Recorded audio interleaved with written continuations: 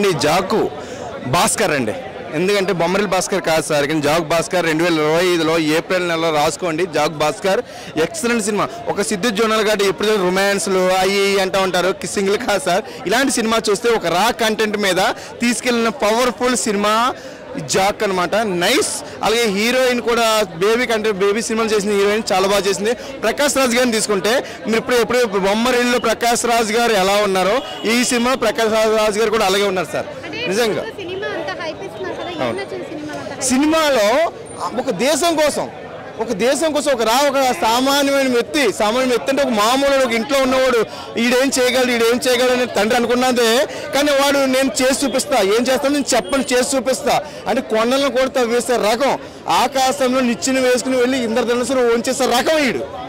అలాగనమాట సినిమా అయితే. అదే అంటున్నాను కదా, ఎప్పుడు కదా ఎవరన్నారు ఈ సినిమా చూడండి, ఈ సినిమా ఎవరు చూశారు ఒకసారి ఈ సినిమా చూడండి. ఈ సినిమాలో అంటే సిద్ధు జొన్నలగడ్డ ముందైతే నేను చెప్పండి హీరో నిజమే చెప్తున్నా, సిద్ధు హీరో అనుకోలేదు నేను. ఎవడబ్బాయి యాక్టింగ్ చూస్తాం కొంచెం వేరే వాళ్ళు ఉంది, అంటే ఏంటంటే ఇందులో కొత్తగా అంటే కటింగ్ చేసి, అంటే ఇప్పుడు అందరూ డీజీ తీసుకుంటే ఈ జుట్టు గట్ట ఉంటుంది, ఇందులో కటింగ్ చేసి ఒక మామూలు వ్యక్తిలా ఉన్నాడు. ఎవడు అనుకుంటా ఉన్నాడు. తర్వాత తెలిసింది యాక్టింగ్ చేసి సిద్ధు జొన్నలగడ్డ ఏంటి ఈ టైప్ యాక్టింగ్ చేయగలడా, భాస్కర్ గారు ఈ టైప్ సినిమా తీయగలడా అనేది నాకు అనిపించింది అనమాట. నాతో అయిపోతే రేటింగ్ 3 ఇస్తున్నానండి.